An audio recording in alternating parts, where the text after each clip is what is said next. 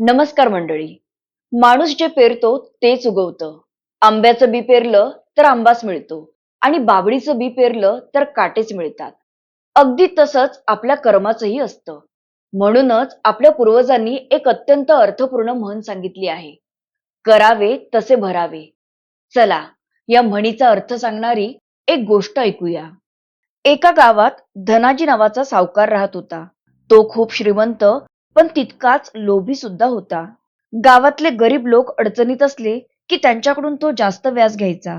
कोणी वेळेवर पैसे परत करू शकला नाही तर त्याची जमीन किंवा जनावरं जप्त करायचा.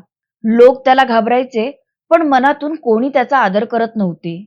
एके वर्षी गावात मोठा दुष्काळ पडला. शेतकऱ्यांचं पीक नष्ट झालं. अनेक जण कर्ज फेडू शकले नाहीत. पण धनाजीने कोणावरही दया दाखवली नाही.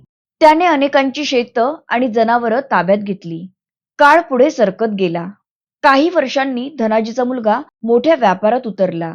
पण त्याला व्यापाराचा अनुभव नव्हता. त्याने काही चुकीचे निर्णय घेतले आणि मोठं नुकसान झालं.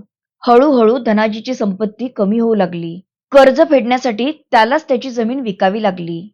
एकेकाळी ज्यांच्याकडून तो व्याज वसूल करायचा त्यांच्याच दारात त्याला मदतीसाठी जावे लागले. मग लोकांनीही त्याला तशीच वागणूक दिली जशी एकेकाळी त्याने लोकांना दिली होती. धनाजीकडून जास्त व्याज घेण्यात आले. त्याची जमीन जप्त करण्यात आली. कोणीही त्याच्यावर दया दाखवली नाही. पण हे सगळे आपल्याच कर्माची फळं आहेत हे लक्षात येऊन धनाजीला त्याच्या आयुष्यभराच्या वागण्याची लाज वाटली. पण आता वेळ हातातून निघून गेली होती. मित्रमैत्रिणींनो, आपण इतरांशी जसे वागतो, जशी कर्म करतो, तसंच फळ आपल्याला कधीतरी मिळतं. चांगली कर्म केली तर चांगलं फळ मिळतं. वाईट कर्म केली तर त्याचे परिणाम सुद्धा भोगावे लागतात.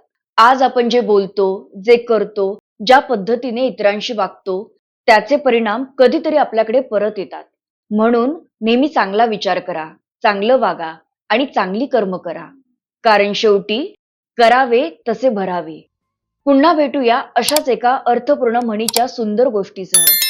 धन्यवाद.